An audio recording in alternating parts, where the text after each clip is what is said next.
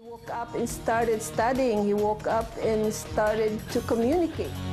An autistic teenager from Oregon says his first word at age 18.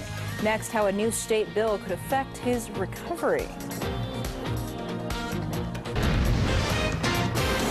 Lawmakers in Salem have approved a bill giving cities more power over medical marijuana dispensaries. Senate Bill 1531 is now in the hands of Governor John Kitzhaber, who hasn't said yet whether he will sign it. But if he does, many cities are expected to use their new authority to keep pot shops out of their cities until May of next year. Reporter Kelsey Dudley speaks with one Oregon couple who believes that losing access to medical marijuana would be losing the drug that has saved their son. 18-year-old Kyle Ferris has severe autism.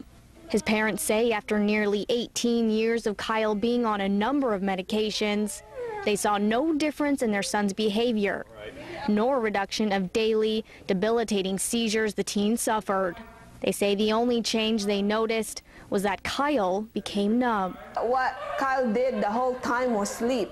I said, this is not life. This is not a life for Kyle. They say eventually they got desperate. I summed up the courage to ask his doctor about medicinal marijuana.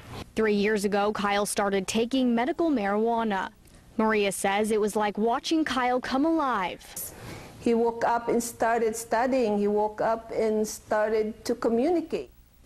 She says her son's behavior before and after medical marijuana is like night and day. Most kids say their first words by their first birthday.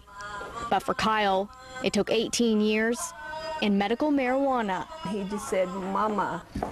And that was the most wonderful thing I've ever heard from him, because I've been hoping for it for the whole 18 years. His language isn't the only difference. Kyle's parents say he's starting to connect with people on a whole new level. The last time that he saw the doctor, he actually turned to the doctor, waved to him, and said goodbye to him as he left the office. And he was amazed at that. It was the first time he'd ever done anything like that. According to the Ferrises, Kyle's been going to his neurologist since he was just 3 months old. They say though he's a skeptic of medical marijuana, that day he couldn't help but notice the change in Kyle.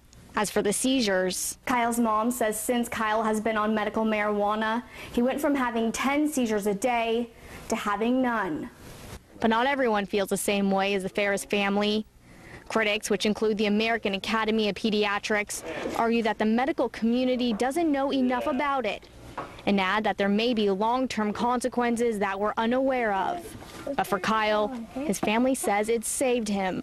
He gets it 3 times a day, and it has just been a miracle for him. Marie and Jimmy say due to the severity of his illness, he'll never be completely independent, but believe there's been a number of firsts for Kyle already, and are hopeful there's more firsts in his future. That was Kelsey Dudley reporting. The state of Oregon began licensing marijuana dispensaries at the beginning of this month.